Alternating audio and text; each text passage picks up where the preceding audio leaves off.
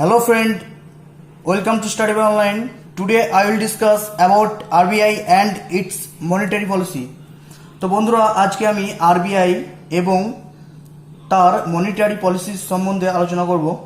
শুরুতেই আমি আরবিআই এর সম্বন্ধে একটু সংক্ষিপ্ত করে আলোচনা করব এবং তার তৎক্ষণাৎ পর আমি আরবিআই এর মনিটারি পলিসি নিয়ে আলোচনা করব। অর্থাৎ আরবিআই যে রেটগুলো কমার্শিয়াল ব্যাংকের উপর লাগায়, যেমন repo rate, reverse repo rate, bank rate, MSF, এইগুলো সম্বন্ধে আলোচনা করব। ওকে, তো বন্ধুরা আমি আরবিআই এর সম্বন্ধে একটু ইন্ট্রোডাকশন দিই। তো হেডিং দাও আরবিআই। ওকে, তোমরা সবাই হেডিং দাও আরবিআই। আরবিআই হচ্ছে reserve bank of India. Okay,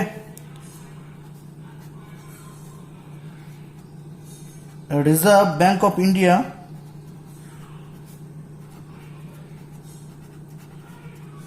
British আমলে অর্থাৎ 1934-এ একটা আরবিআই অ্যাক্ট আসে। 1934-এ আরবিআই অ্যাক্ট আসে। এই অ্যাক্ট অনুযায়ী 1 এপ্রিল 1935-এ আরবিআই সেট আপ হয়। অর্থাৎ আরবিআই সেট আপ হয়। ওকে, একটা জিনিস জেনে রাখো, আরবিআই যখন সেট আপ হয়েছিল তখন আরবিআই এর ক্যাপিটাল ছিল মাত্র 5 crore। ওকে, 5 কোটি। তো বুঝতে পারছো বন্ধুরা, 1934 সালে আরবিআই অ্যাক্টের মাধ্যমে আরবিআই 1935 সালে প্রতিষ্ঠিত হয় এবং তার ক্যাপিটাল মানি ছিল 5 কোটি। ওকে, তো আরবিআই এর ফার্স্ট গভর্নর ছিল, যখন আরবিআই সেট আপ, আরবিআই এর ফার্স্ট গভর্নর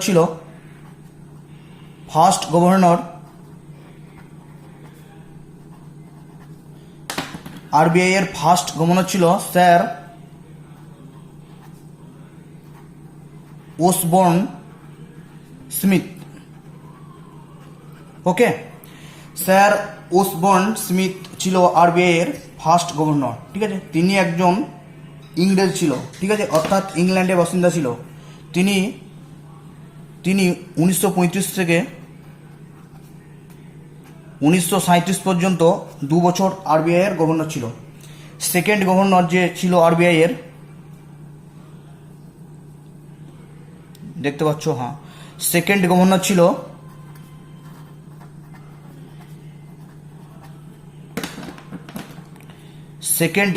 ছিল স্যার জেমস টেলর।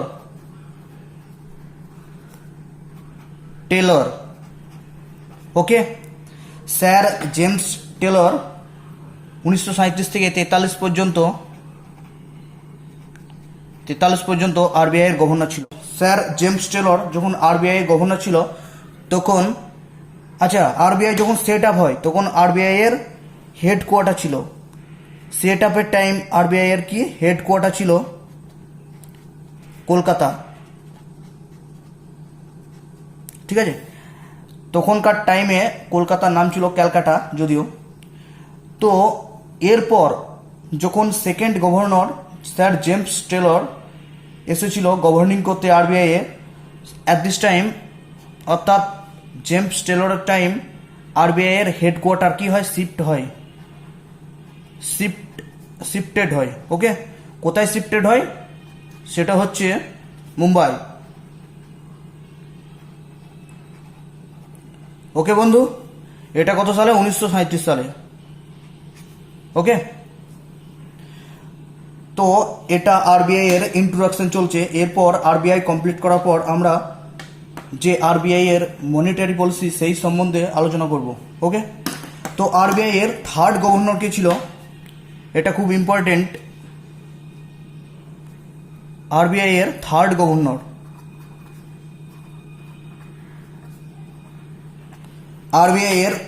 গভর্নর ছিল, যিনি ছিল ভারতীয়। ওকে, আগের দুজন গভর্নর অর্থাৎ স্যার ওসবর্ন স্মিথ এবং স্যার জেমস টলার, নাম দেখে বুঝতে পারছো এরা দুজনই ব্রিটিশিয়ান ছিল। বাট যে আরবিআই এর থার্ড গভর্নর, তিনি ফার্স্ট ইন্ডিয়ান যে আরবিআই এর গভর্নর নির্বাচিত হয়েছিল। ওকে, তিনি ছিলেন সিডি দেশমুখ। ওকে, তিনি 1943 সাল থেকে 1949 সাল পর্যন্ত আরবিআই এর গভর্নর ছিল। ওকে, একটা কাজ হয়েছিল সিডি দেশমুখের আমলে, খুব ইম্পর্টেন্ট এবং গুরুত্বপূর্ণ কাজ হয়েছিল, আরবিআই এর ন্যাশনালাইজেশন হয়েছিল। ঠিক আছে, সেটা 1 জানুয়ারি 1949-এ। ঠিক আছে, আরবিআই এর কি হয়েছিল? ন্যাশনালাইজেশন, অর্থাৎ আরবিআই এর রাষ্ট্রীয়করণ হয়েছিল। ওকে, আরবিআই এর ন্যাশনালাইজেশন হয়েছিল,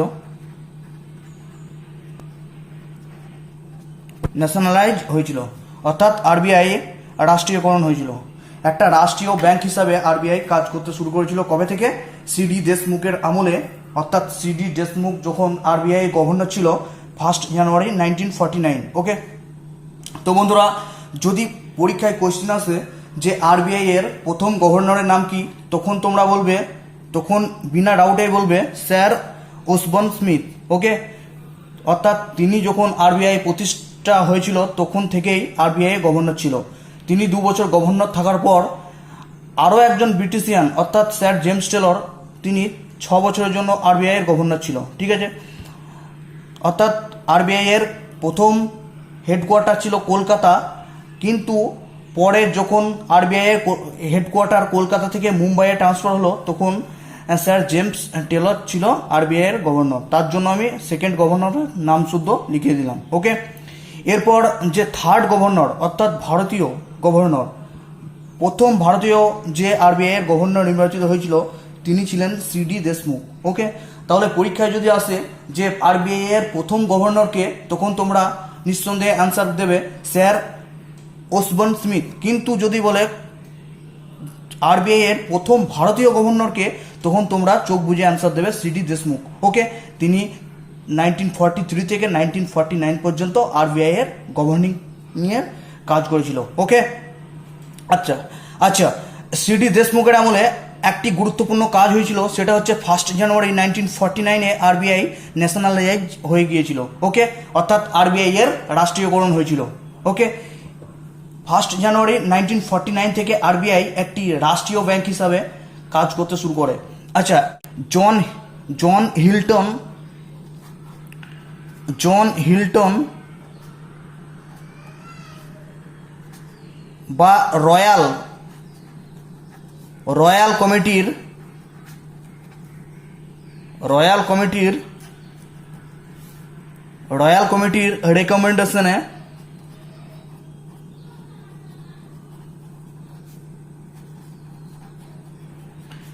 রেকমেন্ডেশনে আরবিআই এর রাষ্ট্রীয়করণ হয়েছিল।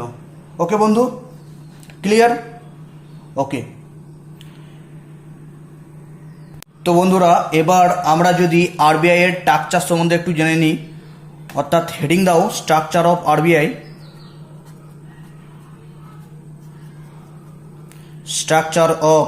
আরবিআই।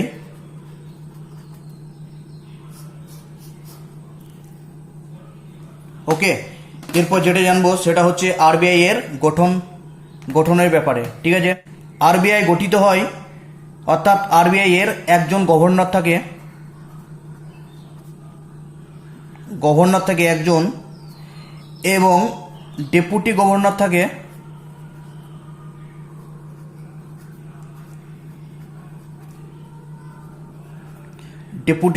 থাকে চারজন। ওকে, তো এদের 5 জনেরই অধিকতম 5 ইয়ার টেনিওর বা সময়কাজ বা কার্যকাল হচ্ছে 5 বছর, 5 ইয়ার্স। ওকে, তো বন্ধুরা, আরবিআই এর স্ট্রাকচার সম্বন্ধে যদি আমরা জানি, আরবিআই এর একজন গভর্নর থাকবে এবং 4 জন ডেপুটি গভর্নর থাকবে, যাদের সময়কাল অর্থাৎ কার্যকাল হচ্ছে 5 বছর। শুরুতেই একটা কথা বলতে ভুলে গিয়েছি যে আরবিআই হচ্ছে একটা statutory body. Statutory body. Okay, মানে হচ্ছে পার্লামেন্টের দ্বারা সেট আপ, অর্থাৎ আরবিআই স্ট্যাটুটারি বডি, কারণ হচ্ছে আরবিআই পার্লামেন্টের দ্বারা সেট আপ হয়েছে। ওকে, আর একটা জিনিস, আরবিআইকে সেন্ট্রাল ব্যাংক, আরবিআইকে কি বলে? সেন্ট্রাল ব্যাংক, সেন্ট্রাল ব্যাংক বলা হয়। আরবিআইকে সেন্ট্রাল ব্যাংক বলা হয় এবং এই সঙ্গে আরবিআইকে অ্যাপেক্স ব্যাংক বলা হয়, অ্যাপেক্স ব্যাংক বলা হয়। আচ্ছা, ঠিক আছে। তো সেন্ট্রাল ব্যাংক মানে হচ্ছে আরবিআই হচ্ছে একটি কেন্দ্রীয় ব্যাংক যেটি কেন্দ্র সরকারের অধীনে কাজ করে, এবং অ্যাপেক্স ব্যাংক মানে হচ্ছে শীর্ষক ব্যাংক, অর্থাৎ দেশে যত ব্যাংক আছে সবার শীর্ষক বা সবার অ্যাডভাইজার হিসাবে কাজ করে। অর্থাৎ দেশে যত ব্যাংক আছে, কমার্শিয়াল হোক অন্যান্য ব্যাংক হোক, ওদের গাইডার অর্থাৎ গার্জিয়ান হিসাবে কাজ করে আরবিআই। ওকে, তার জন্য আরবিআইকে অ্যাপেক্স ব্যাংক অর্থাৎ শীর্ষক ব্যাংক বলা হয়। এই সঙ্গে আরবিআইকে সেন্ট্রাল ব্যাংকও বটে। ঠিক আছে, আরবিআই হচ্ছে একটি স্ট্যাটুটারি বডি, মানে হচ্ছে পার্লামেন্টের দ্বারা এটি সেট আপ হয়েছে। ওকে ওকে, এবং এই সঙ্গে আরবিআইকে অ্যাডভাইজারি বডি বলা হয়। কি বলা হয়? Advisory body. আরবিআইকে এই সঙ্গে অ্যাডভাইজারি বডি বলা হয়।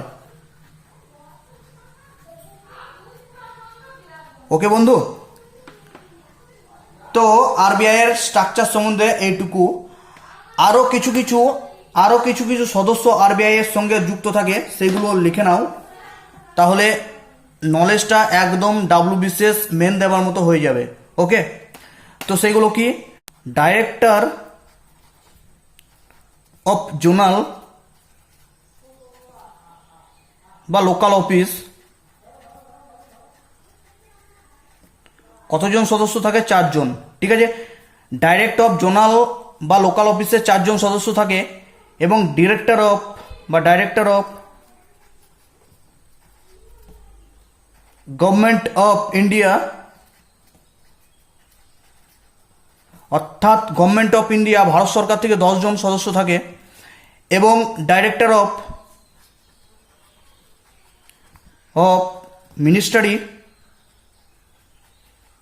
মিনিস্ট্রি অফ ফাইন্যান্স, অর্থাৎ ফাইন্যান্স ডিপার্টমেন্ট থেকে 2 জন থাকে, ফাইন্যান্স 2 জন থাকে। ওকে, এদের সকলের কার্যকাল ম্যাক্সিমাম 4 ইয়ার্স। ওকে, তাহলে আরবিআই এর গঠন সম্বন্ধে আমরা যতটুকু আমাদের WBCS এর জন্য দরকার, অর্থাৎ WBCS মেনের জন্য দরকার, যে আরবিআই হচ্ছে একটি স্ট্যাটুটারি বডি, অর্থাৎ পার্লামেন্টের দ্বারা সেট আপ হয়েছে, এবং এই সঙ্গে আরবিআইকে একটি অ্যাডভাইজারি বডি বলা হয়। ওকে, এবং আরবিআই হচ্ছে একটি সেন্ট্রাল ব্যাংক, এবং আরবিআই হচ্ছে একটি অ্যাপেক্স ব্যাংক, অর্থাৎ দেশের যাবতীয় যত ব্যাংক আছে তার হেড হিসাবে আরবিআই কাজ করে। আরবিআই গঠিত হয় 1 জন গভর্নর নিয়ে এবং 4 জন ডেপুটি গভর্নর নিয়ে, যাদের এই 1 + 4 এদের টেনিওর হচ্ছে 5 বছর। ওকে, এই 5 জন ব্যক্তির টেনিওর হচ্ছে 5 বছর। এছাড়াও আরবিআই এর যে জোনাল ডিরেক্টর থাকে তারা সংখ্যায় 4 জন, এবং গভর্নমেন্ট থেকে যারা ডিরেক্টর থাকে, অর্থাৎ সরকার থেকে যারা ডিরেক্টর থাকে তারা 10 জন, এবং ফাইন্যান্স ডিপার্টমেন্ট থেকে যারা ডিরেক্টর থাকে তারা হচ্ছে 2 জন। তাহলে 2 আর 10 12 আর 4 16 জন যে ডিরেক্টর থাকে তাদের 4 বছর কি টেনিওর। ওকে, আর একটা জিনিস বন্ধুরা লিখে নিতে পারো, যে প্রেজেন্ট টাইম আরবিআই গভর্নরকে, প্রেজেন্ট টাইম আরবিআই গভর্নর হচ্ছে, এখানে লিখে দিচ্ছি, প্রেজেন্ট টাইম আরবিআই গভর্নর হচ্ছে শক্তিকান্ত দাস। তো বন্ধুরা, আরবিআই এর উপর যে ইন্ট্রোডাকশন দিলাম, তারপর আমি আরবিআই এর মনিটারি পলিসির সম্বন্ধে আলোচনা করব। মনিটারি পলিসি সম্বন্ধে জানার আগেই আমি একটা জিনিস তোমাদেরকে বোঝাতে চাই, যেটা হচ্ছে মানি সাপ্লাই। অর্থাৎ আমাদের মার্কেটে বা আমাদের মধ্যে যখন মানির পরিমাণ বেড়ে যায়, অর্থাৎ টাকার পরিমাণ বেড়ে যায়, তখন আমাদের মধ্যে ডিম্যান্ড বেড়ে যায়, অর্থাৎ চাহিদা বেড়ে যায়। আমরা যে জিনিসটা কাল পর্যন্ত পেতাম না বা চাইতাম না, সেই জিনিসটা আমাদের কাছে টাকার পরিমাণ আসার ফলে আমরা সেটাকে অর্জন করার বা অ্যাচিভ করার চেষ্টা করি। ঠিক আছে, তার জন্য কি হয়, তার জন্য আমাদের মধ্যে একটা কম্পিটিশন হয়। ঠিক আছে, আমি বলি অত টাকা নিয়ে দিয়ে আমি নেব জিনিসটা, তো সবার কাছে তো টাকা আছে, সে বলবে আমি আরও 5 টাকা বেশি দেবো দিয়ে ওই জিনিসটা নেবো। অন্যজন এসে বলবে না আমি আরও 5 টাকা বেশি দেবো দিয়ে আমি ওই জিনিসটা নেব। অর্থাৎ ডিম্যান্ডের বসে টাকা বাড়তে থাকে, কোনো জিনিসের কি প্রাইস বাড়তে থাকে। এর ফলে কি হবে, ডিম্যান্ড বাড়লে কি হবে, প্রাইস বাড়বে, ডিম্যান্ড বাড়লে কি হবে, প্রাইস বাড়বে, বুঝতে পারছো। এবং প্রাইস যদি বেড়ে যায় তাহলে কি হবে, ইনফ্লেশন অর্থাৎ মুদ্রাস্ফীতির সৃষ্টি হবে। ওকে, তাহলে কি হবে, মানি সাপ্লাই যদি মার্কেটে বেড়ে যায়, অর্থাৎ আমাদের মধ্যে মানি সাপ্লাই যদি বেড়ে যায়, তাহলে আমাদের মধ্যে কি বেড়ে যাবে, ডিম্যান্ড বেড়ে যাবে, অর্থাৎ চাহিদা বেড়ে যাবে। ফলে কি হবে, ফলে যে কোনো বস্তুর প্রাইসটা কি হবে, বেড়ে যাবে। ফলে একটি ইনফ্লেশন সৃষ্টি হবে মার্কেটের মধ্যে। এবং সেই একইভাবে যদি মানি সাপ্লাই কমে যায়, মানি সাপ্লাই যদি কমে যায় তাহলে কি হবে, তাহলে আমাদের মধ্যে ডিম্যান্ড কমে যাবে। মানে আমার তোমার মধ্যে টাকা নেই, তাহলে কি হবে, তাহলে আমাদের চাহিদাও থাকবে না, অর্থাৎ আমরা জিনিসটা কিনতে ইন্টারেস্ট দেখাবো না। যেহেতু টাকা নেই সেহেতু আমি কিনতে যাব কেন, কোথায় পাবো আমি টাকা, তাই আমাদের মধ্যে জিনিস কেনারও ইন্টারেস্ট কমে যাবে। ঠিক আছে, তার মানে ডিম্যান্ড কমে যাবে। আর ডিম্যান্ড যদি কমে যায়, বিক্রেতারা জিনিসগুলো নিয়ে বসেই থাকবে। ঠিক আছে, বসে থাকার চেয়ে তারা ভালো মনে করবে ওই জিনিসটার প্রাইস কমিয়ে সেটাকে বিক্রি করে দিতে। অর্থাৎ ডিম্যান্ড যদি কমে যায় তাহলে কি হবে, প্রাইসটাও কমে যাবে, ফলে একটি মার্কেটে ডিফ্লেশন সৃষ্টি হবে।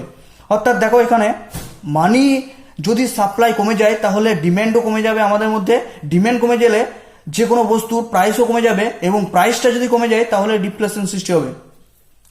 এখানে একটা জিনিস খেয়াল করে দেখো, মানি সাপ্লাইয়ের সঙ্গে ইনফ্লেশনের একটা সম্পর্ক আছে, এবং সেটা লক্ষ্য করো যে মানি সাপ্লাই যদি বেড়ে যায় তাহলে ইনফ্লেশন বেড়ে যাবে, এবং মানি সাপ্লাই যদি কমে যায় তাহলে ইনফ্লেশন কমে যাবে, অর্থাৎ ডিফ্লেশনের সৃষ্টি হবে।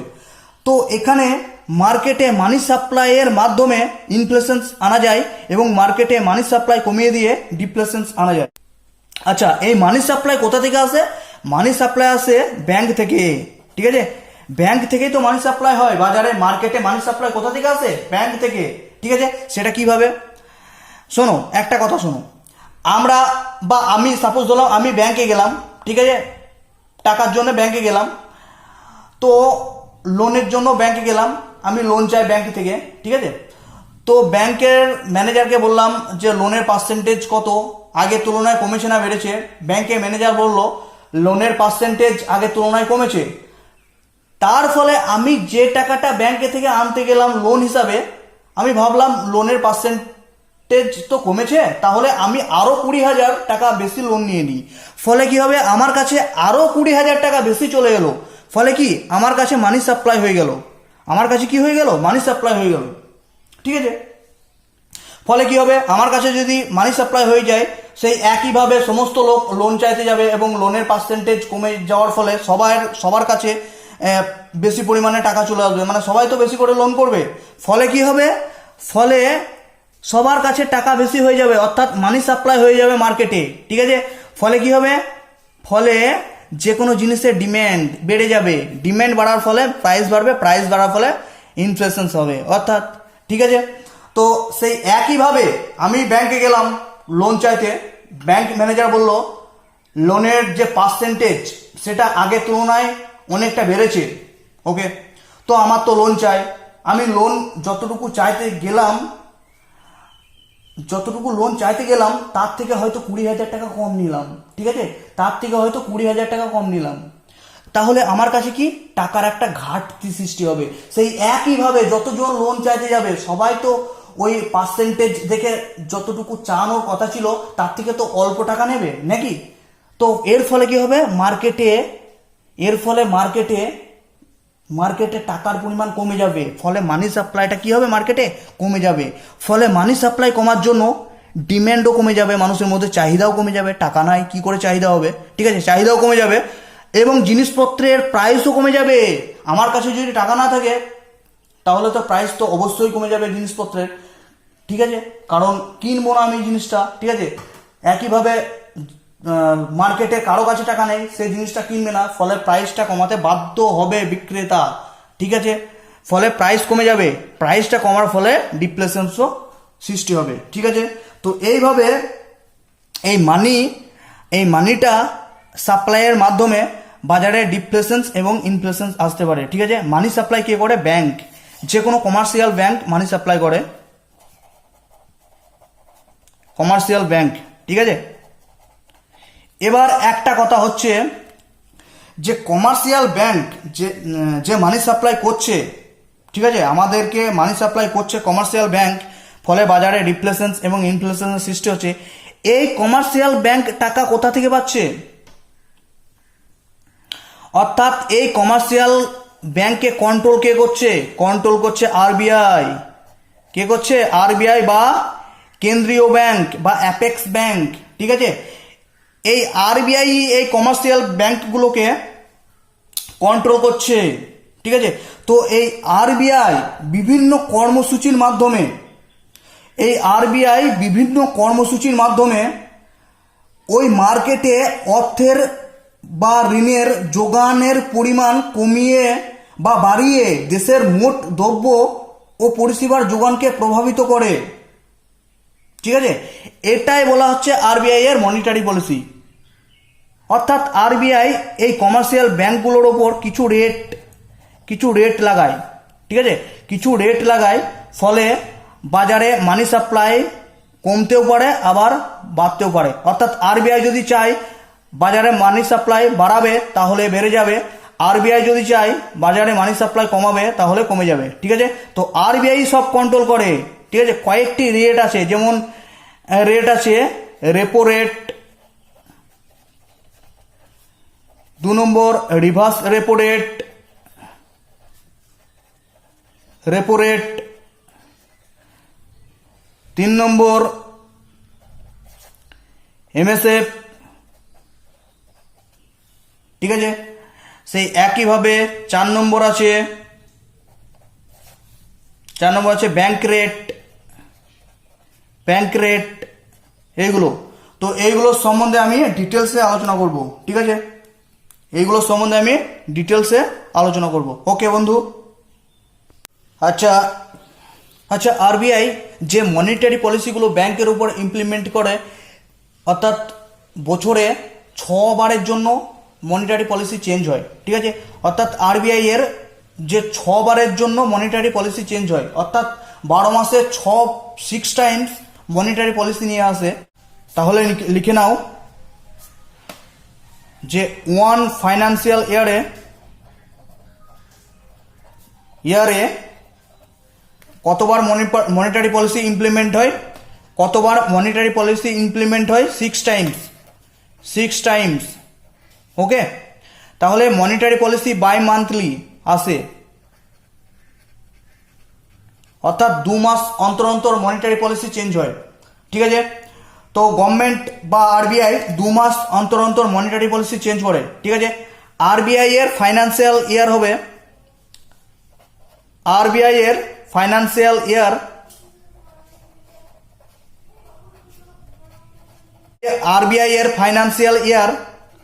ফার্স্ট জুলাই থেকে 30শে জুন। ঠিক আছে, আরবিআই এর ফাইন্যান্সিয়াল ইয়ার 1 জুলাই থেকে 30শে জুন। অ্যান্ড আদার্স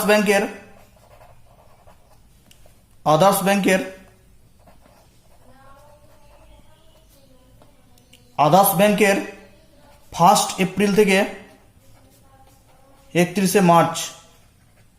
ওকে, তাহলে আরবিআই এর যে ফাইন্যান্সিয়াল ইয়ার সেটা হচ্ছে 1 জুলাই থেকে 30শে জুন এবং আদার্স ব্যাংকের 1 এপ্রিল থেকে 31শে মার্চ। ওকে, তো আরবিআই যে মনিটারি পলিসি ইমপ্লিমেন্ট করে ব্যাংকের উপর সেটা বাই মান্থলি হয়, অর্থাৎ প্রতি 2 মাস অন্তর মনিটারি পলিসি ইমপ্লিমেন্ট করে আরবিআই। ওকে, দাও রেপো রেট।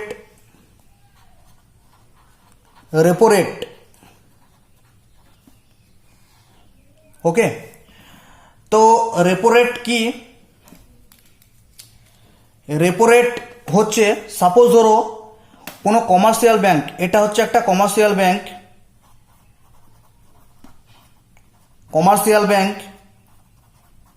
ঠিক আছে, মানে বাণিজ্যিক ব্যাংক। আর সাপোজ এটা হলো এটা আরবিআই, এটা কি আরবিআই। ঠিক আছে, তো এই কমার্শিয়াল ব্যাংকটা এই কমার্শিয়াল ব্যাংকটা আরবিআই এর কাছ থেকে, এই আরবিআই এর কাছ থেকে লোন নেন। কি নেয়? লোন। ঠিক আছে, এই কমার্শিয়াল ব্যাংকটা আরবিআই এর কাছ থেকে কিছু টাকা লোন নিয়েছে। ওকে, লোন নিয়েছে, সেটা এই লোনটা হবে শর্ট টার্মের জন্য। ওকে, তাহলে কমার্শিয়াল ব্যাংক আরবিআই এর কাছ থেকে যে শর্ট টার্মের জন্য লোন নিয়েছে, এর জন্য এই কমার্শিয়াল ব্যাংক আরবিআইকে একটা পার্সেন্টেজ সুদ দেবে। ঠিক আছে, একটা পার্সেন্টেজ কি দেবে? সুদ দেবে, সুদ বা ইন্টারেস্ট দেবে। সেটাই হচ্ছে রেপো রেট।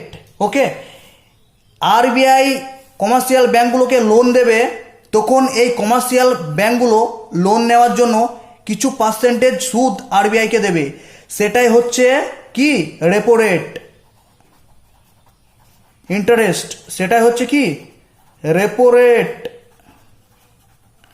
ওকে বন্ধু, বোঝা গেল? তাহলে আরেকবার ক্লিয়ার বোঝো।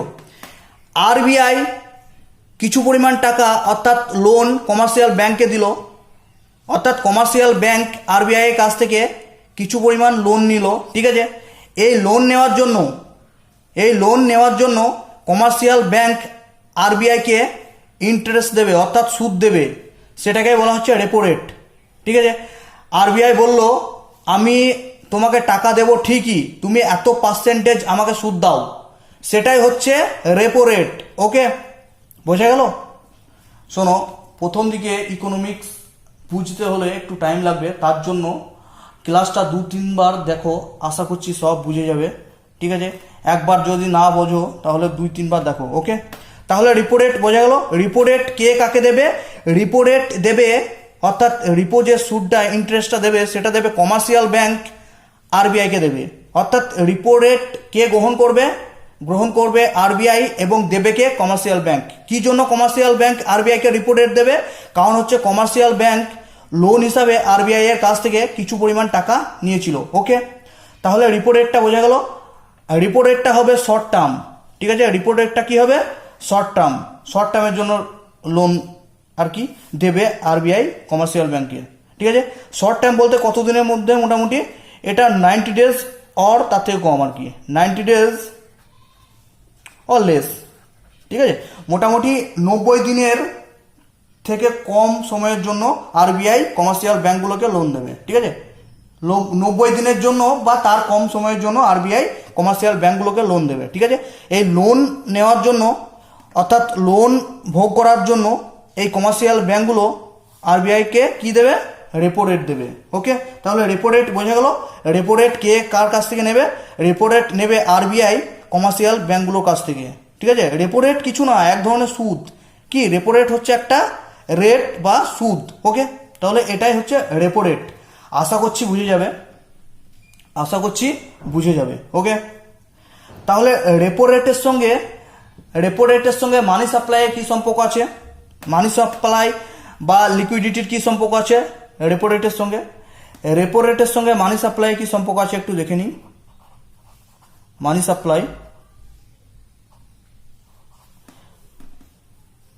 সাপ্লাইয়ের সঙ্গে রেপো রেটের কি সম্পর্ক আছে?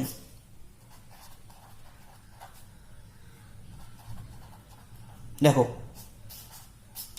মার্কেটে মানি সাপ্লাইয়ের সঙ্গে রেপো রেটের কি সম্পর্ক আছে? আচ্ছা শোনো, মার্কেটে মানি সাপ্লাই কে করে? কমার্শিয়াল ব্যাংক করে। মার্কেটে মানি সাপ্লাই কে করে? এই কমার্শিয়াল ব্যাংক মানি সাপ্লাই করে। ঠিক আছে, তো সাপোজ ধরো রেপো রেট যদি বেড়ে যায় কমার্শিয়াল ব্যাংকের কাছ থেকে, আচ্ছা কমার্শিয়াল ব্যাংক মার্কেটে টাকা দেবে কি? কোথায় টাকা পাবে?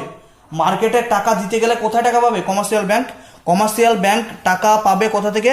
আরবিআই কাছ থেকে কি করবে? লোন করবে। ঠিক আছে, তো আরবিআই এর কাছ থেকে লোন করে সেই লোনটাই তো এবার মার্কেটে ঢালবে কমার্শিয়াল ব্যাংকগুলো।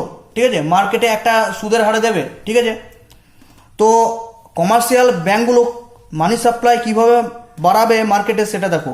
প্রথমে আরবিআই এর কাছ থেকে কমার্শিয়াল ব্যাংকগুলো টাকা নেবে লোন হিসাবে, সেই টাকা কমার্শিয়াল ব্যাংকগুলো আবার মার্কেটে কি লোন হিসাবে দেবে। ওকে, তাহলে একটা জিনিস দেখো, যদি আরবিআই যে লোনটা কমার্শিয়াল ব্যাংকে দিল সেই লোনের ওপর ইন্টারেস্ট যদি বাড়িয়ে দেয়, অর্থাৎ রেপো রেট যদি কি করে বাড়িয়ে দেয়, রেপো রেট যদি বাড়িয়ে দেয়, তাহলে কমার্শিয়াল ব্যাংকগুলো ওই জনসাধারণের ওপর, অর্থাৎ যারা লোন গ্রহণ করবে কমার্শিয়াল ব্যাংক থেকে দিয়ে মার্কেটে মানি সাপ্লাই বাড়াবে, তাদের ওপর কি লোনের যে পার্সেন্টেজ সেটা বাড়িয়ে দেবে। কারণ হচ্ছে আরবিআই তাদের উপর বাড়িয়ে দিয়েছে, তাহলে তারাও তো এবার, অর্থাৎ কমার্শিয়াল ব্যাংকগুলোও তো এবার যারা টাকা লোন নেবে তাদের উপর পার্সেন্টেজটা বাড়িয়ে দেবে।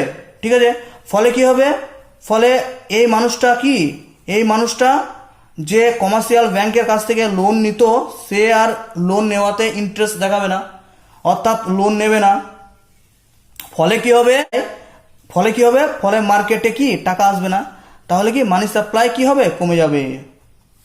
রিপো রেট যদি বেড়ে যায় তাহলে মানি সাপ্লাই কমে যাবে। বোঝা গেল? আর একবার সংক্ষিপ্ত করে বোঝাচ্ছি, চেষ্টা করো। সাপোজ ধরো এই ব্যক্তি কোথা থেকে টাকা পাবে, কমার্শিয়াল ব্যাংক থেকে। কমার্শিয়াল ব্যাংক কোথা থেকে টাকা পাবে, আরবিআই কাছ থেকে। ওকে, তা আরবিআই লোন দেবে কমার্শিয়াল ব্যাংকে, ব্যাংকটা লোন দেবে এই ব্যক্তিকে। ঠিক আছে, ব্যাংক লোন দেবে এই ব্যক্তিকে। তো দেখো একটা জিনিস লক্ষ্য করে দেখো, আরবিআই যে কমার্শিয়াল ব্যাংকগুলোকে লোন দেবে সেটার জন্য একটা পার্সেন্টেজ নেয়, সেটা হচ্ছে রেপো রেট। সেটা হচ্ছে কি, রেপো রেট। ঠিক আছে, তো এই রেপো রেটের হার যদি আরবিআই বাড়ায়, তাহলে কি কমার্শিয়াল ব্যাংকগুলো আরবিআই এর কাছ থেকে খুব অল্প পরিমাণে কি লোন নেবে, খুব অল্প পরিমাণে লোন নেবে। এবং যতটুকু লোন নিল ঠিকই আছে, কমার্শিয়াল ব্যাংকগুলো ওই টাকাটা নিয়ে এই ব্যক্তিকে যখন লোন দেবে, তখন কি এই ব্যক্তির উপর লোনের পার্সেন্টেজটা কি হবে, বাড়িয়ে দেবে। ফলে এই ব্যক্তি লোন নিতে ইন্টারেস্ট দেখাবে না। ফলে কি হবে, ফলে এই ব্যক্তিটাই তো মার্কেটে মানি সাপ্লাই বাড়াচ্ছিল, ফলে কি মার্কেটে মানি সাপ্লাই এর পরিমাণ কমে যাবে। ওকে, তাহলে রেপো রেট যদি বেড়ে যায় তাহলে মানি সাপ্লাই কমে যাবে। এবং একইভাবে রেপো রেট যদি কমে যায় তাহলে মার্কেটে কি মানি সাপ্লাই কি হবে, বেড়ে যাবে। রেপো রেট যদি কমে যায় তাহলে মানি সাপ্লাই বেড়ে যাবে। কিভাবে সেটা? আচ্ছা, আরবিআই যদি তার এই পার্সেন্টেজ অর্থাৎ ইন্টারেস্ট সুদের হার কমিয়ে দেয়, তাহলে বেশি করে টাকা কমার্শিয়াল ব্যাংকগুলো আরবিআই কাছ থেকে লোন করবে। ঠিক আছে, ফলে কমার্শিয়াল ব্যাংকের কাছে টাকা এক্সেস পরিমাণে হয়ে যাবে। এই ফলে এক্সেস পরিমাণে টাকার জন্য কমার্শিয়াল ব্যাংকগুলো আবার জনসাধারণের মধ্যে বেশি পরিমাণে কি টাকা দেবে, অল্প রেটে বেশি পরিমাণে টাকা দেবে। ফলে এই জনসাধারণ টাকা পেয়ে কি করবে, মার্কেটে মানি সাপ্লাই কি করে দেবে, বাড়িয়ে দেবে। বোঝা গেল? তাহলে রেপো রেট যদি বাড়ে তাহলে মানি সাপ্লাই কি হবে, কমবে। এবং রেপো রেট যদি কমে তাহলে মানি সাপ্লাই বেড়ে যাবে। ওকে, তাহলে রেপো রেটের সম্বন্ধে বোঝা গেল। ঠিক আছে, এরপরে যেটা জানবো সেটা হচ্ছে রিভার্স রিপো রেট। আচ্ছা, রিভার্স রিপো রেটে আগে আমি ব্যাংক রেট জেনে নিই। ব্যাংক রেট, এরপরে কি ব্যাংক রেট, হেডিং দাও ব্যাংক রেট।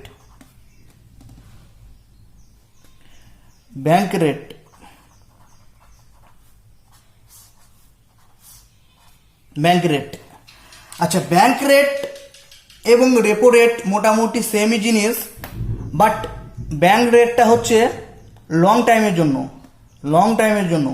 এটাও সেই আরবিআই কাকে দেয়, আরবিআই কার কাছ থেকে নেয়, কমার্শিয়াল ব্যাংকের কাছ থেকে। কার কাছ থেকে, কমার্শিয়াল ব্যাংকের কাছ থেকে।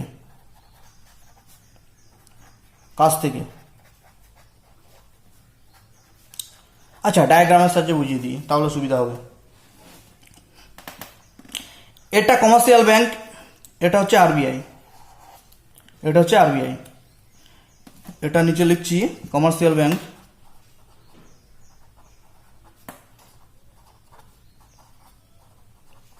এটা হচ্ছে আরবিআই। ওকে, তাহলে হচ্ছে কি, এই কমার্শিয়াল ব্যাংক আরবিআই এর কাছ থেকে কি করছে, লোন নিচ্ছে। এই আরবিআই এর কাছ থেকে কমার্শিয়াল ব্যাংক লোন নিচ্ছে। এই লোনটা হবে লং টাইমের জন্য, লং টার্ম। এই লোনটার নাম হচ্ছে লং টার্ম। সেটা 90 ডেজের বেশি দিনের জন্য, মানে লোনটা 90 ডেজের বেশি দিনের জন্য নেবে। ঠিক আছে, 90 days or above। ঠিক আছে, তো কমার্শিয়াল ব্যাংক আরবিআই এর কাছ থেকে লোন নিচ্ছে লং টার্মের জন্য, অর্থাৎ লং টার্ম মানে কি 90 ডেজের বেশি দিনের জন্য। ঠিক আছে, সেটা লোন নিচ্ছে। তো এই লোনটা নেওয়ার জন্য আরবিআই কমার্শিয়াল ব্যাংকের কাছ থেকে কি করবে, একটা কিছু পার্সেন্টেজ সুদ নেবে, সেটার নাম হচ্ছে, যে ইন্টারেস্ট নেবে সেটার নাম হচ্ছে ব্যাংক রেট। ওকে বন্ধু, তো বুঝতে পারছো কমার্শিয়াল ব্যাংক আরবিআই এর কাছ থেকে কিছু লোন নেবে। কতদিনের জন্য লোনটা নেবে? 90 ডেজ বা অ্যাবাভ, তার বেশির জন্য। ঠিক আছে, এটা হচ্ছে লং টার্ম লোন। এই লোনটা নেওয়ার জন্যে এই কমার্শিয়াল ব্যাংক সুদ হিসাবে আরবিআইকে ব্যাংক রেট দেবে। ওকে, যেটা দেবে সেটা হচ্ছে ব্যাংক রেট যদি বেড়ে যায়, দেখতে পাচ্ছ ব্যাংক রেট যদি আরবিআই বাড়িয়ে দেয়, তাহলে বাজারে কি মানি সাপ্লাই কি হবে?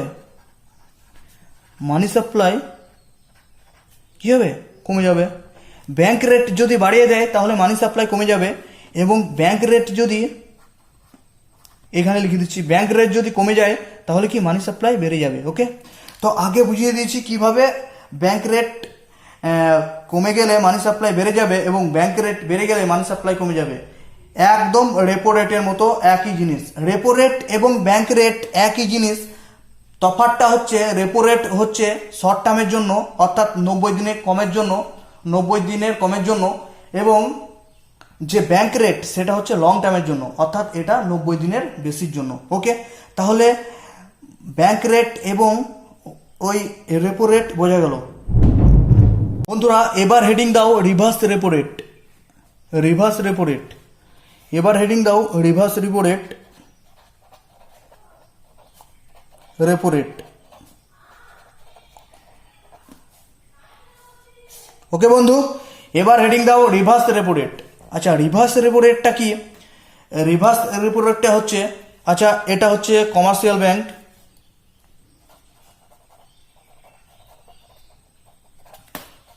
ব্যাংক, এটা হচ্ছে আরবিআই। ওকে, আরবিআই। তো রিভার্স রেপো রেটটা কি? এই আরবিআই অর্থাৎ এই আরবিআই এর কাছে যখন কমার্শিয়াল কোনো ব্যাংক এই আরবিআই এর কাছে কিছু পরিমাণ টাকা জমা রাখে, কিছু পরিমাণ টাকা কি করে জমা রাখে। দেখো ভালো করে বোঝো, এই কমার্শিয়াল ব্যাংকগুলো যখন আরবিআই এর কাছে কিছু পরিমাণ টাকা জমা রাখে, তখন এই আরবিআই কমার্শিয়াল ব্যাংকে ইন্টারেস্ট দেয়। যেহেতু টাকা নিয়েছে জমা, সেহেতু আরবিআই এই কমার্শিয়াল ব্যাংকগুলোকে কিছু পরিমাণ ইন্টারেস্ট দেয়। সেই ইন্টারেস্টটাকে বলা হচ্ছে, বা সেই সুদটাকে বলা হচ্ছে রিভার্স রেপো রেট। ওকে, এই ইন্টারেস্টকে বলা হচ্ছে রিভার্স রেপো রেট। ওকে বন্ধু, বোঝা গেল নাকি? আরেকবার দেখে নাও। কমার্শিয়াল ব্যাংকগুলো যখন আরবিআই এর কাছে তাদের মূলধনের কিছু টাকা জমা রাখে, অর্থাৎ কমার্শিয়াল ব্যাংকগুলো কিছু পরিমাণ টাকা আরবিআই এর কাছে জমা রাখলো, তার জন্য আরবিআই কমার্শিয়াল ব্যাংকগুলোকে কিছু ইন্টারেস্ট দেয়, অর্থাৎ সুদ দেয়। আরবিআই সুদ দেয় কমার্শিয়াল ব্যাংকগুলোকে, তখন সেটাকে বলবে রিভার্স রেপো রেট, অর্থাৎ রেপো রেটের উল্টো। রেপো রেটে কি হচ্ছিল? রেপো রেটে হচ্ছিল কমার্শিয়াল ব্যাংকগুলো আরবিআইকে কি দিচ্ছিল? সুদ দিচ্ছিল, তার জন্য সেটা হচ্ছিল রেপো রেট। কিন্তু এখানে আরবিআই কমার্শিয়াল ব্যাংকগুলোকে সুদ দিচ্ছে, সেই জন্য এখানে এটা হলো রিভার্স রেপো রেট। ওকে, রিভার্স রেপো রেট এবং রেপো রেট পুরোটা উল্টো জিনিস। ওকে, এরপর যে রেটটা আমি আলোচনা করব সেটা হচ্ছে এমএসএফ। হেডিং দাও এমএসএফ, অর্থাৎ মার্জিনাল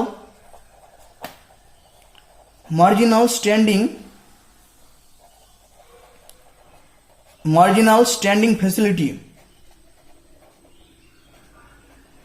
ওকে, মার্জিনাল স্ট্যান্ডিং ফেসিলিটি, এটা আবার কি জিনিস? আচ্ছা, এটা ইমপ্লিমেন্ট হয়েছিল 2011-12 সালে। ওকে, এর আগে 2011-12 সালের আগে এই রেটটা ছিল না ভারতের ব্যাংক সিস্টেমে, ঠিক আছে। এটা এসেছিল কবে? 2011-12 সালে, ঠিক আছে। এটা আবার কি?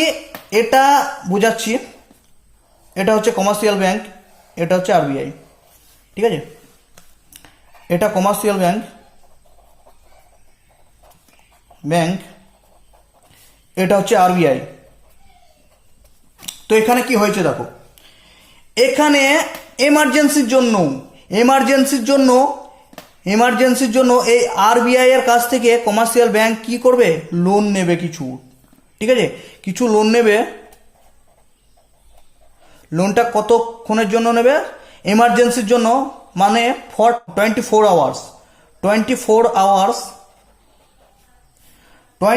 আওয়ার্সের জন্য যখন কমার্শিয়াল ব্যাংকগুলো আরবিআই এর কাছে লোন নেয়, তখন আরবিআই কমার্শিয়াল ব্যাংকের উপর যে সুদটা চার্জ করে, অর্থাৎ যে ইন্টারেস্টটা নেয়, অর্থাৎ কমার্শিয়াল ব্যাংক আরবিআইকে যে ইন্টারেস্টটা দেয়,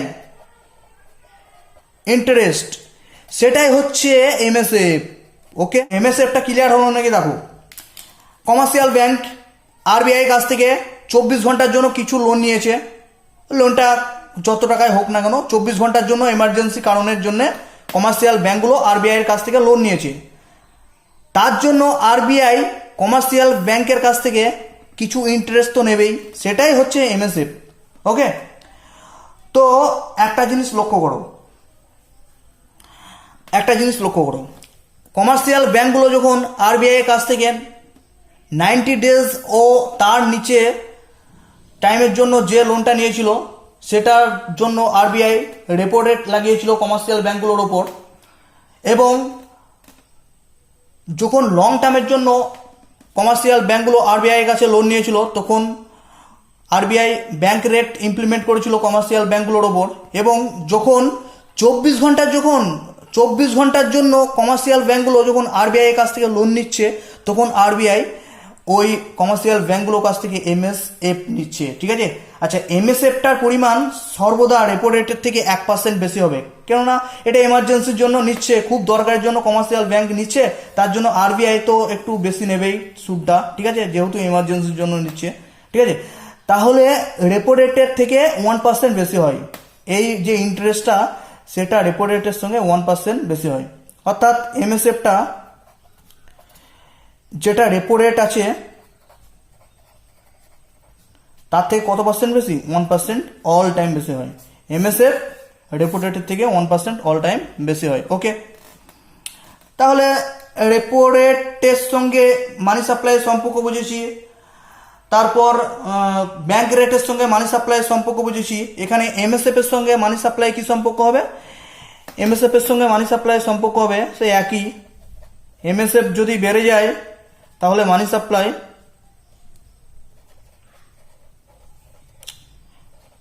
সাপ্লাই কি হবে? কমে যাবে। এবং এমএসএফ যদি কমে যায় তাহলে মানি সাপ্লাই বেড়ে যাবে, ঠিক আছে। ওই একইভাবে ইমপ্লিমেন্ট করতে হবে। ওকে, শিখবো সেটা হচ্ছে ক্যাশ রিজার্ভ রেশিও। হেডিং দাও, ক্যাশ রিজার্ভ রেশিও।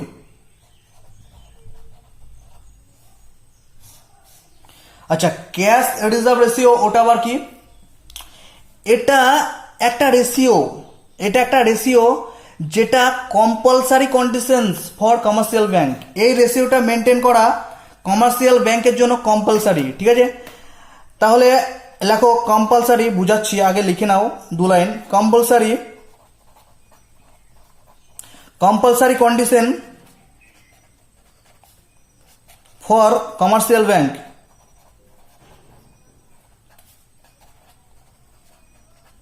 ঠিক আছে, তাহলে এই রেশিওটা মেনটেন করা, অর্থাৎ এই রেশিওটা মেনটেন করা কমার্শিয়াল ব্যাংকের কাছে আর কি কম্পালসারি, ঠিক আছে। তো রেশিওটা কি হবে?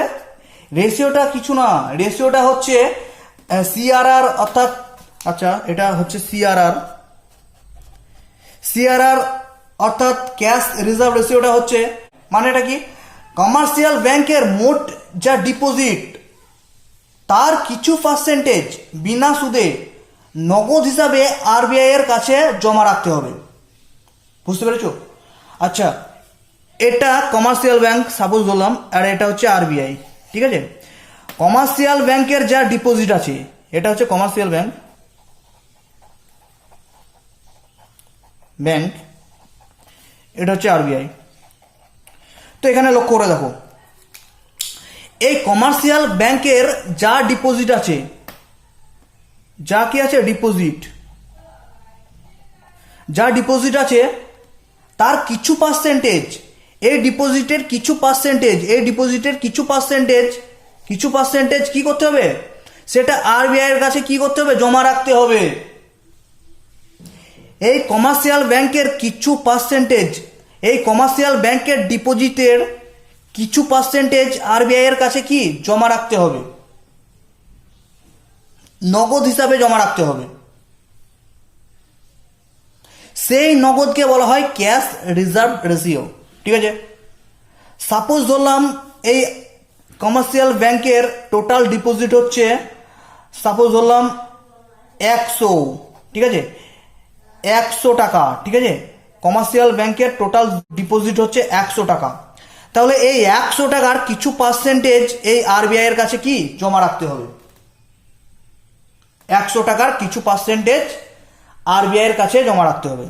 ঠিক আছে, সেটা 4 টাকা হতে পারে, সেটা 4 টাকা হতে পারে, বা 5 টাকা হতে পারে, বা 6 টাকা হতে পারে। ঠিক আছে, সেটা জমা রাখতে হবে। এই 100 টাকার কিছু পার্সেন্টেজ আরবিআই এর কাছে জমা রাখতে হবে, সেটাই হচ্ছে ক্যাশ রিজার্ভ রেশিও। সেটা 4 টাকা হতে পারে 100 টাকার মধ্যে, 5 টাকা হতে পারে, 6 টাকা হতে পারে।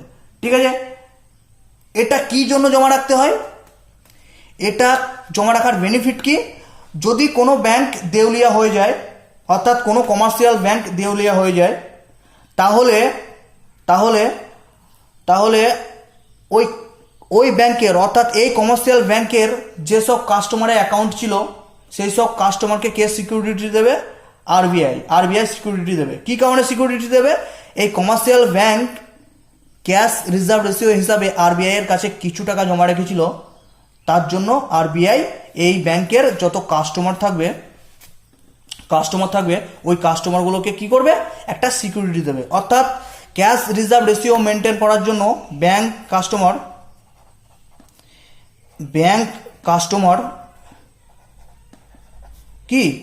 কাস্টমারের কি একটা সিকিউরিটি পায়, ব্যাংক কাস্টমারের সিকিউরিটির জন্য। ওকে, আচ্ছা, এই জন্য আবার আরবিআই কে, ঠিক আছে, কোনো কমার্শিয়াল ব্যাংক যদি ডুবে যায় বা দেউলিয়া হয়ে যায়, ওই ক্যাশ রিজার্ভ রেশিও আরবিআই নেওয়ার জন্য, অর্থাৎ আরবিআই এর কাছে ক্যাশ রিজার্ভ রেশিও যেহেতু কমার্শিয়াল ব্যাংকটি মেনটেন করেছিল, সেই জন্য আরবিআই এর একটা দায়িত্ব যে ওই ব্যাংকের যত কাস্টমার আছে তাদের একটি সিকিউরিটি দেওয়া। ঠিক আছে, এই জন্য আরবিআই কে কি বলা হয় জানো তো, লেন্ডার অফ লাস্ট রেসর্ট বলা হয়। এই জন্য আরবিআই কে বলা হয় কি বলা হয় এই জন্য আরবিআই কে বলা হয় লেন্ডার অফ লাস্ট রেসর্ট বলা হয়। কাকে বলা হয়, এটা আরবিআই কে বলা হয়। আরবিআই কে এই জন্য লেন্ডার অফ লাস্ট রেসর্ট বলা হয়। ওকে, আরবিআই কে বলা হয়। তো বন্ধুরা, তোমরা সিআরআর সম্বন্ধে জানলে, এরপর যেটা জানবে সেটা হচ্ছে এসএলআর বলে একটা টার্ম আছে, সেটা সম্বন্ধে একটু জানবে। এসএলআর, হেডিং দাও এসএলআর, ঠিক আছে, এসএলআর বা স্ট্যাটুটারি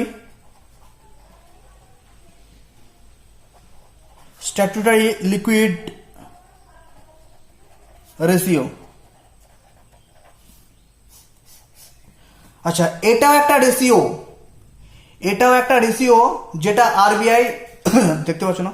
আচ্ছা, এটাও একটা রেশিও যেটা আরবিআই নির্ধারণ করে দেয় প্রত্যেক কমার্শিয়াল ব্যাংকে, যে তার ক্যাপিটালের কিছু মূলধন গোল্ড বা ক্যাশ হিসাবে ফিক্সড জমা রাখতে হবে ওই ব্যাংকের মধ্যেই। অর্থাৎ এটা একটা কমার্শিয়াল ব্যাংক, ঠিক আছে, এটা একটা কমার্শিয়াল ব্যাংক, এটা আরবিআই, ঠিক আছে, এটা কমার্শিয়াল ব্যাংক।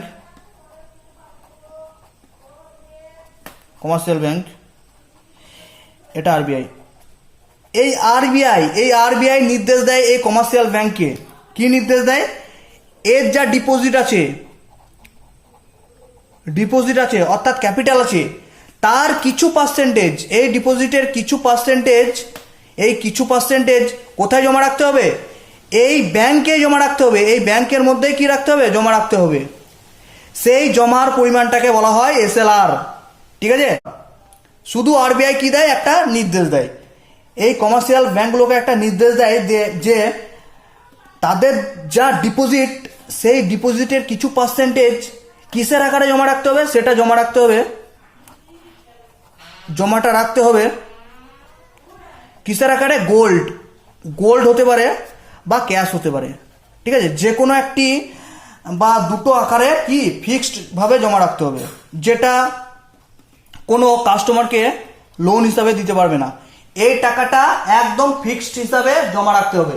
এই টাকাটা কোনো কাস্টমারকে লোন হিসাবে দিতে পারবে না। ওকে, এটা ব্যাংকের মধ্যে অল টাইম জমাই রাখতে হবে। ওকে, তাহলে বোঝা গেল স্ট্যাটুটারি লিকুইড রেশিও কি? স্ট্যাটুটারি লিকুইড রেশিও হচ্ছে আরবিআই এর নির্দেশ অনুসারে কমার্শিয়াল ব্যাংকগুলোকে কিছু মূলধন, অর্থাৎ তাদের মূলধনের কিছু মূলধন গোল্ড বা ক্যাশ এর আকারে ফিক্সড ভাবে জমা রাখতে হবে নিজের কাছে। এটাকেই বলা হচ্ছে স্ট্যাটুটারি লিকুইড রেশিও। তাহলে একটা জিনিস লক্ষ্য রাখো, এখানে কিছু পার্সেন্টেজ, মূলধনের কিছু পার্সেন্টেজ যেটা নিজের কাছে কি হিসাবে? গোল্ড বা ক্যাশ হিসাবে জমা রাখতে হচ্ছে। কার কাছে? নিজের কাছে জমা রাখতে হচ্ছে। কমার্শিয়াল ব্যাংকগুলোকে নিজের কাছেই জমা রাখতে হচ্ছে। কিন্তু ক্যাশ রিজার্ভ রেশিওতে কি বলা হয়েছে? ক্যাশ রিজার্ভ রেশিওতে বলা হয়েছে যে কমার্শিয়াল ব্যাংকগুলোই ওর ডিপোজিটের কিছু পার্সেন্টেজ কার কাছে জমা রাখবে? আরবিআই এর কাছে জমা রাখবে। ঠিক আছে, তাহলে ক্যাশ রিজার্ভ রেশিও বা সিআরআর কার কাছে জমা রাখবে? ব্যাংকগুলো আরবিআই এর কাছে জমা রাখবে। কিন্তু এসএলআর বা স্ট্যাটুটারি লিকুইড রেশিও সেটা যে কমার্শিয়াল ব্যাংক নিজের কাছে গোল্ড বা ক্যাশ হিসাবে জমা রাখবে। ওকে, তাহলে সিআরআর এসএলআর এর সম্বন্ধে বোঝা গেল। ওকে বন্ধু, এখন প্রেজেন্ট টাইমে যে আমাদের মনিটারি পলিসি যে প্রেজেন্ট এসেছে, last monetary policy government implement করছে, সেটার সম্বন্ধে একটু বলে দেবো। এটা লেটেস্ট আপডেট হিসাবে কাজে লাগবে। যে 17 এপ্রিল 2020 যে গভর্নমেন্ট মনিটারি পলিসি এনেছে মার্কেটে, সেটার মধ্যে যে এখন প্রেজেন্ট টাইমে ভারতের ইনফ্লেশন হচ্ছে 2.86% এবং এমএসএফ অর্থাৎ মার্জিনাল স্ট্যান্ডিং ফ্যাসিলিটি সেটা হচ্ছে 5.40। ওকে, সিআরআর ক্যাশ রিজার্ভ রেশিও সেটা হচ্ছে 4%। এসএলআর অর্থাৎ স্ট্যাটুটারি লিকুইড রেশিও সেটা হচ্ছে 18.25%। ব্যাংক রেট সেটা হচ্ছে 4.56% এবং রেট সেটা হচ্ছে 3.75%। রেপো রেট সেটা হচ্ছে 4.40% এবং জিডিপি গ্রোথ রেট